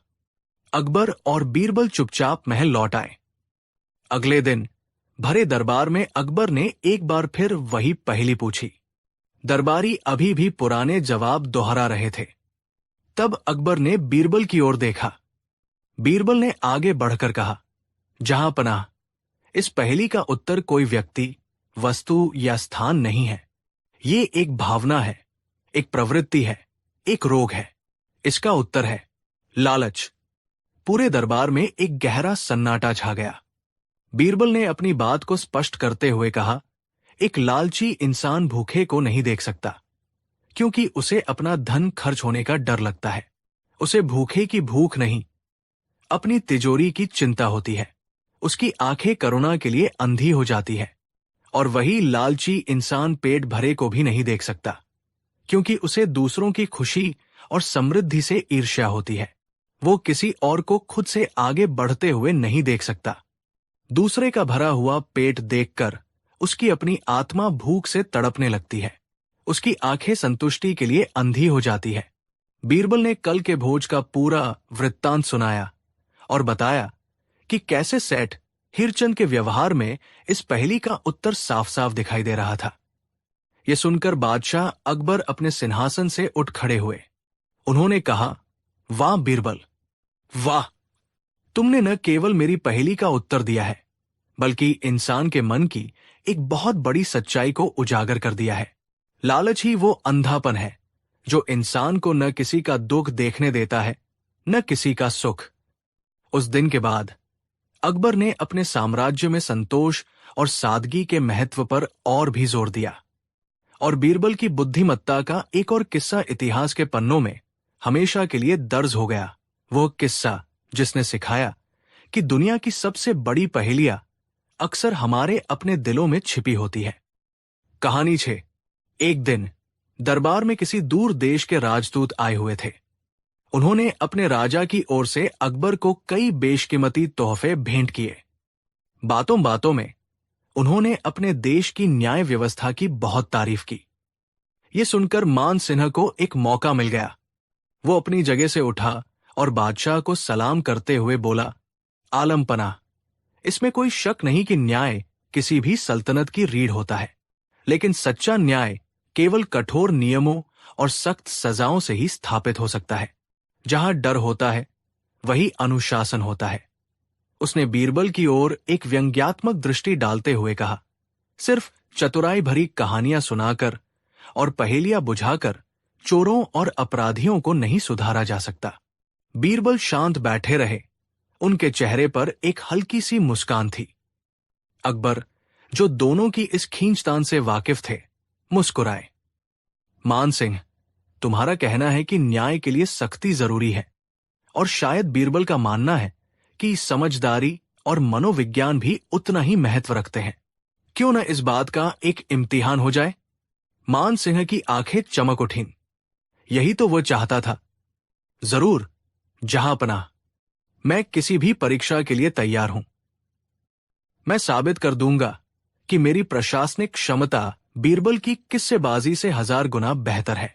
अकबर ने कहा, ठीक है, आगरा की सबसे बड़ी समस्या इस समय चोरों और लुटेरों का बढ़ता हुआ आतंक है।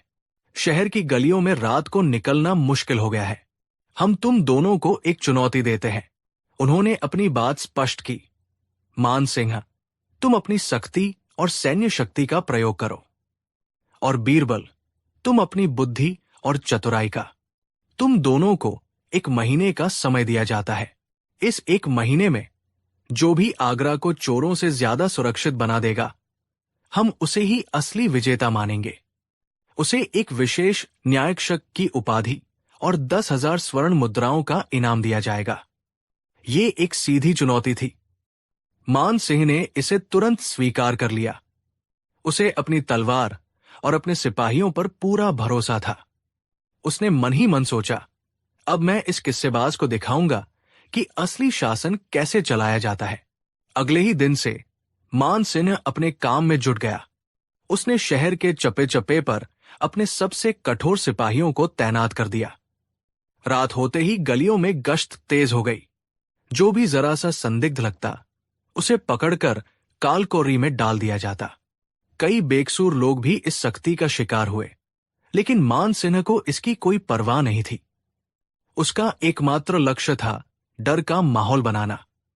उसने ऐलान करवा दिया कि चोरी करते हुए पकड़े जाने पर सीधा हाथ काट दिया जाएगा। शहर में एक दहशत का माहौल बन गया। शुरू के कुछ दिनों में इसका असर भी दिखा। छोटी मोटी चोरियां लगभग बंद हो गई। मान सिंह अपनी सफलता पर फूला नहीं समा रहा था। वो दरबार में आकर अपनी पीठ थपथपाता और बीरबल पर ताने कसता। और बीरबल क्या कर रहे थे? बीरबल ने पहले कुछ दिन कुछ नहीं किया। वो न तो सिपाहियों के साथ गश्त पर निकले, न ही उन्होंने कोई मुनादी करवाई। वो बस भेष बदलकर शहर की तंग गलियों, सरायों और बाजारों में घूमते रहते। वो लोगों से बातें करते, उनकी समस्याएं सुनते और शहर की नब्ज को समझने की कोशिश करते। मान सिंह के सिपाही उन्हें देखकर हंसते और कहते, देखो, न्यायक्षक साहब सैर सपाटा कर रहे हैं। 1 हफ्ता बीत गया। मान सिंह की सख्ती के बावजूद शहर के अमीर व्यापारियों के घरों में कुछ बड़ी चोरियां हो गई। चोर इतने शातिर थे कि वे मान सिंह के कड़े पहरे को भी धता बताकर अपना काम कर जाते और कोई सुराग तक नहीं छोड़ते। अब मान सिंह की प्रतिष्ठा दांव पर लग गई थी। उसका अहंकार तिलमिला उठा। उसने पहरा और भी सख्त कर दिया, लेकिन चोरियों का सिलसिला नहीं रुका। इधर बीरबल ने अपना काम शुरू कर दिया था। उन्होंने शहर के सबसे पुराने और अनुभवी सुनारों, लोहारों और ताला बनाने वालों की एक गुप्त बैठक बुलाई। उन्होंने उनसे उन खास औजारों के बारे में पूछा जो एक जटिल से जटिल तिजोरी को तोड़ने के लिए इस्तेमाल हो सकते हैं। फिर बीरबल ने शहर के सभी कबाड़ियों और पुराने लोहे का सामान बेचने वालों को अपने पास बुलाया। उन्होंने उन्हें एक आकर्षक प्रस्ताव दिया। अगर तुम्हारे पास कोई भी पुराना, जंग लगा हुआ या नया औजार, विशेष रूप से तिजोरी तोड़ने वाले औजार बेचने के लिए आए, तो तुम उसे मुहमांगे दाम पर खरीद लो। मैं तुम्हें उस कीमत से दोगुनी कीमत अदा करूंगा। बस शर्त यह है कि तुम बेचने वाले का हुलिया और पता गुप्त रूप से मुझ तक पहुंचाओगे। कबाड़ियों के लिए यह सोने का सौदा था। वे बीरबल के जासूस बन गए। 2-3 दिन बाद ही एक कबाड़ी ने बीरबल को खबर दी कि एक आदमी उसके पास कुछ बहुत ही अजीब और पुराने औजार बेचने आया था, जो बिल्कुल वैसे ही थे जैसा बीरबल ने बताया था। उसने उस आदमी का हुलिया और उसके ठिकाने का पता भी दे दिया। बीरबल ने उस पते पर नजर रखनी शुरू कर दी। वो एक पुरानी सराय थी, जहां अक्सर बाहर से आने वाले मुसाफिर ठहरते थे। बीरबल ने भेष बदलकर उस सराय में एक कमरा ले लिया। वहां उन्होंने देखा कि उस आदमी से मिलने कुछ और लोग भी आते थे।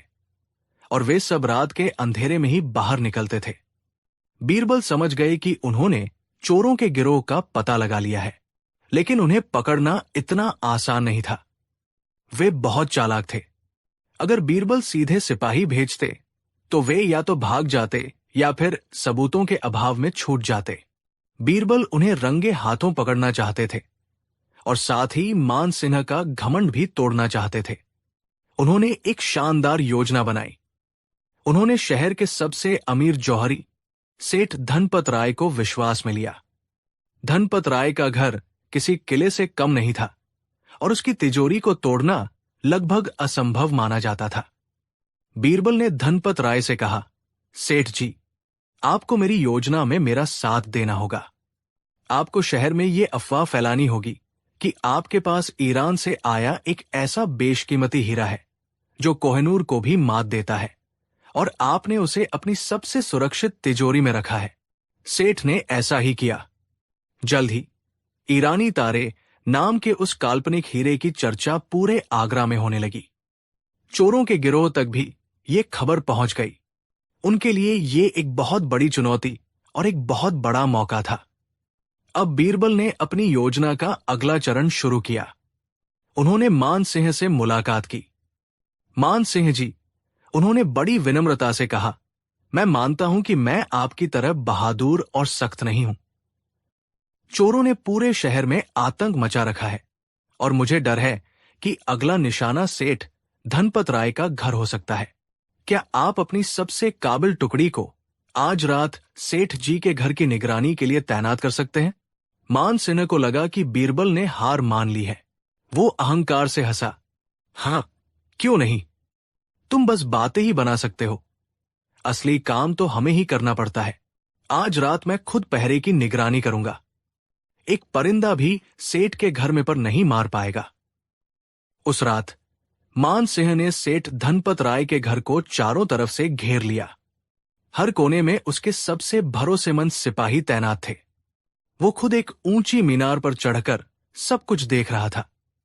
आधी रात बीती। बीरबल, जो एक सिपाही के भेष में वहीं मौजूद थे, मान सिन्हा के पास गए। मान सिंह जी, मुझे लगता है चोर छत के रास्ते से आ सकते हैं। हमें छत पर पहरा और कड़ा करना चाहिए। मान सिंह ने उसे झिड़क दिया, मुझे मत सिखाओ। मुझे पता है अपना काम कैसे करना है। चोरों में इतनी हिम्मत नहीं कि वे छत से आए। थोड़ी देर बाद बीरबल फिर आए। जनाब, मुझे लगता है कि वे शायद जमीन के नीचे से सुरंग खोद कर आए। हमें घर के चारों ओर की जमीन की जांच करनी चाहिए। मान सिन्हा गुस्से से लाल हो गया। चुप रहो, मैंने कहा ना, मुझे अपना काम करने दो। तुम सिर्फ डरपोक हो। मान सिन्हा का सारा ध्यान घर के मुख्य दरवाजे और दीवारों पर था। उसे ये गुमान था कि चोर जब भी आएंगे, सामने से आएंगे और वो उन्हें दबोच लेगा। लेकिन चोर मान सिंह की सोच से ज्यादा चालाक थे। उन्होंने न तो छत का रास्ता चुना, न ही सुरंग खोदी। उन्होंने एक बहुत ही साधारण लेकिन चतुर रास्ता अपनाया था। वे दिन में ही, जब बाजार में भीड़ होती थी, मजदूरों के भेष में सेठ के घर के बगल वाले खाली पड़े मकान में घुस गए थे। रात में उन्होंने उस मकान की दीवार, जो सेठ के घर के रसोई घर से सटी हुई थी, में एक छोटा सा छेद किया और बिना किसी आहट के घर के अंदर दाखिल हो गए। वे सीधे तिजोरी वाले कमरे में पहुंचे और अपने खास औजारों से तिजोरी पर काम करने लगे। इधर बीरबल मान सिन्हा को जानबूझकर गलत दिशाओं में उलझाए रख रहे थे।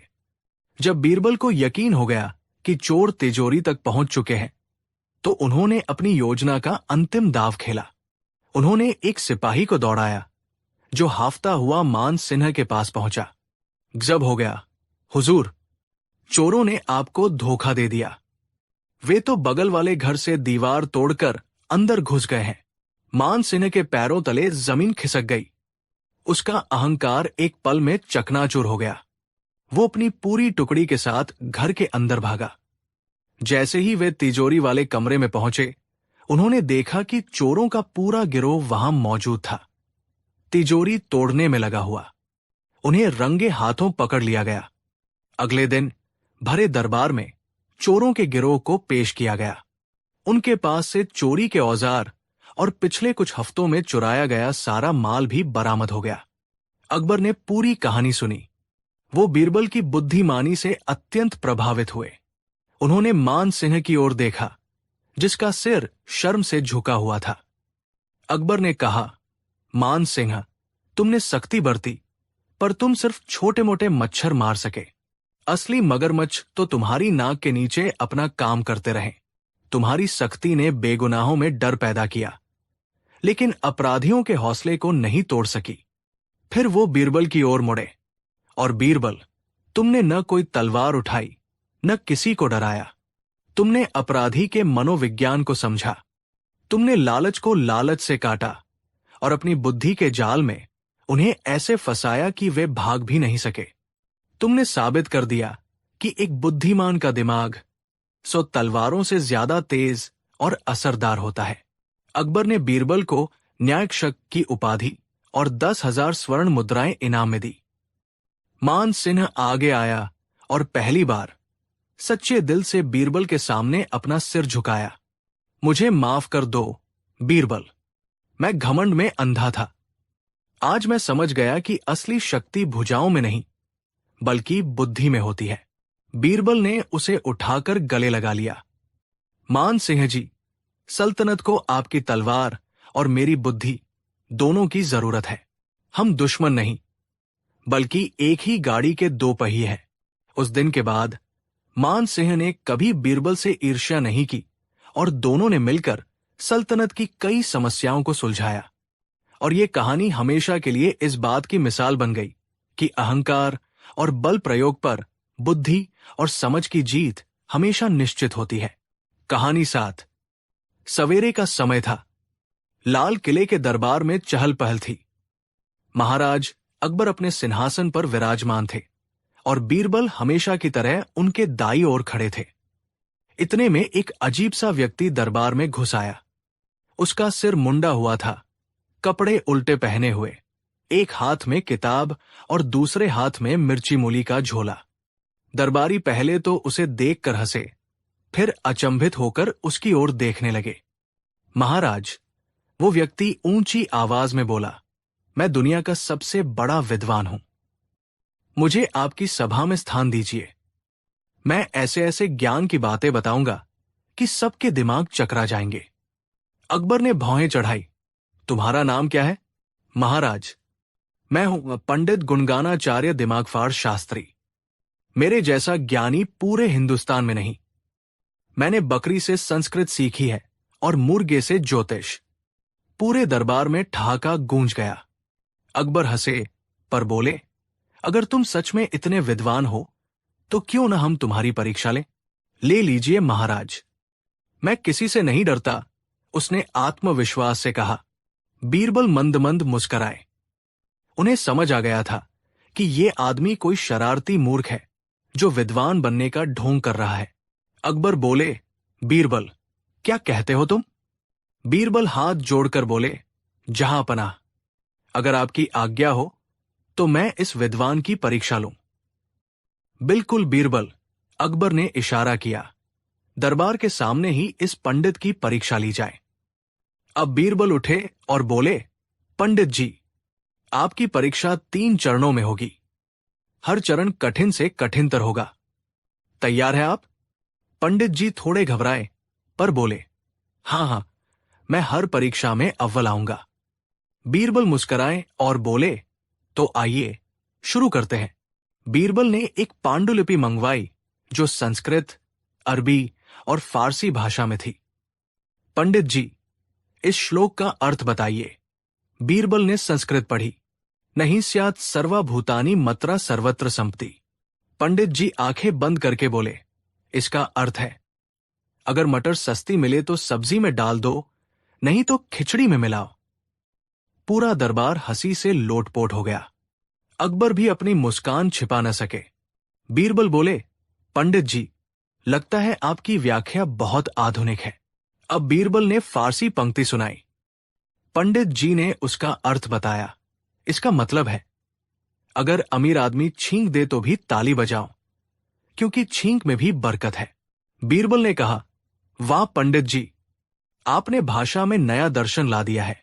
अब बीरबल ने 5 दरबारियों को बुलाया और हर एक के सिर पर एक बिल्ला चिपका दिया।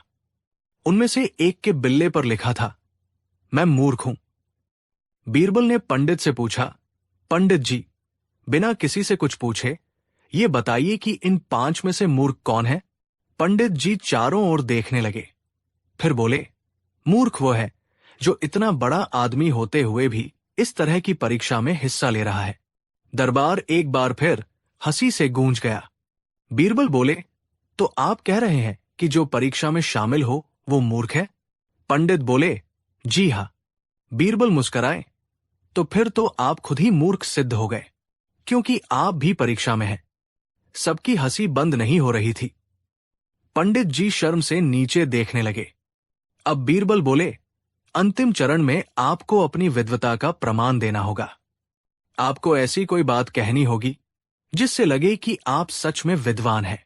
पंडित जी थोड़ी देर चुप रहे, फिर बोले, अगर पानी को निचोड़ा जाए तो क्या निकलेगा? बीरबल बोले, पानी। पंडित बोले, गलत। निकलेगा पानी की आत्मा। पूरे दरबार में शांति छा गई। फिर जोरदार ठहाका गूंजा। बीरबल बोले, वाह पंडित जी, ऐसी बातें तो केवल वही कर सकता है जिसने न पानी पिया हो न समझा हो।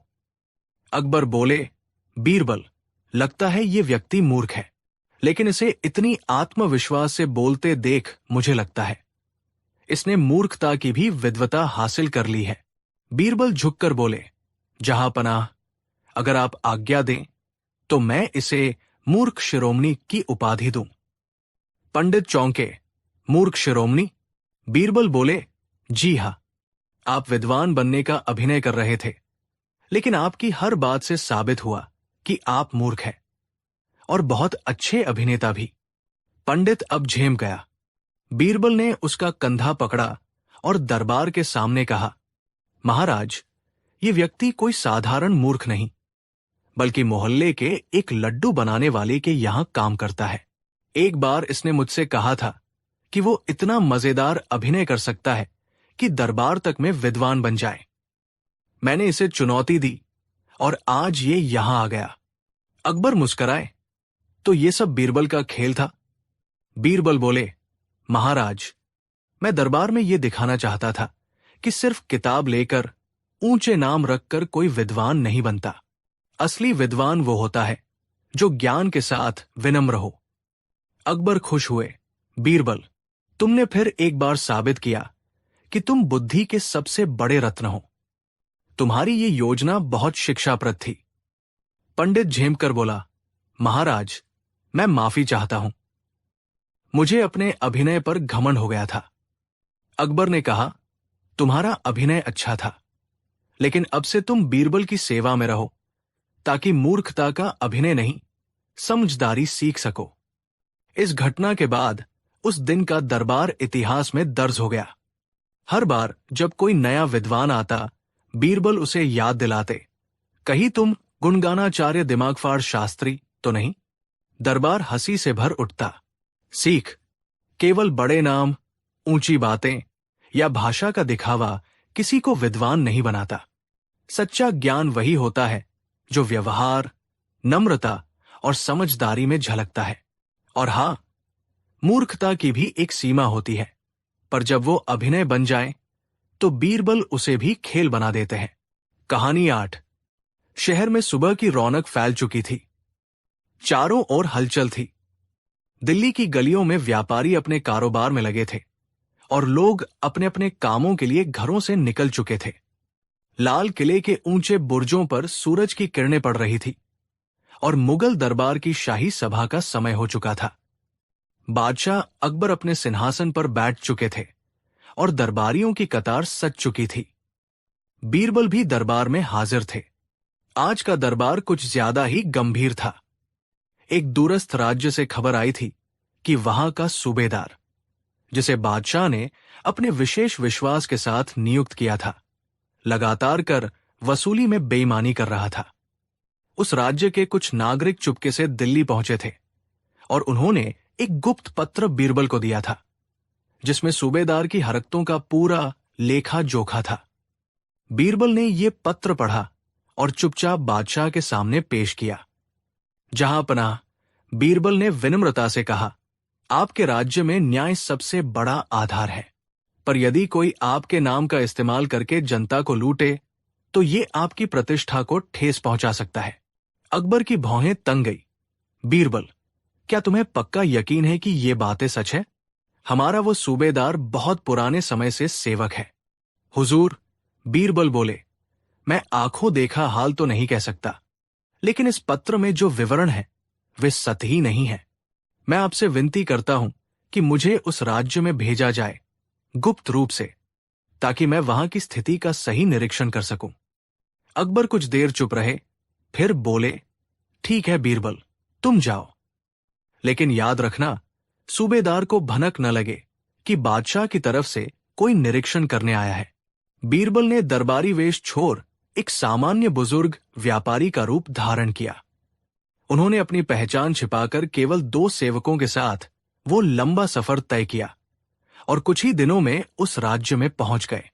उनके चेहरे पर सफेद दाढ़ी, साधारण वस्त्र और आंखों में एक अनुपशील बुद्धिमत्ता की चमक थी। उन्होंने नगर में एक छोटी सी सराय में कमरा लिया और वहां के लोगों से बातचीत शुरू की। धीरे धीरे उन्हें मालूम हुआ कि यहां का सूबेदार बहुत कठोर, लालची और निर्दयी है। वो किसानों से उनके हिस्से से अधिक कर वसूलता था, व्यापारियों से रिश्वत लेता और जो कोई विरोध करता उसे कोड़े मारने का आदेश देता। एक रात बीरबल ने सराय में बैठे एक बूढ़े किसान से पूछा, बाबा, क्या तुम सूबेदार से संतुष्ट हो? किसान हंसा नहीं, रोया भी नहीं। उसने खाली आंखों से देखा और बोला, साहब, संतुष्ट?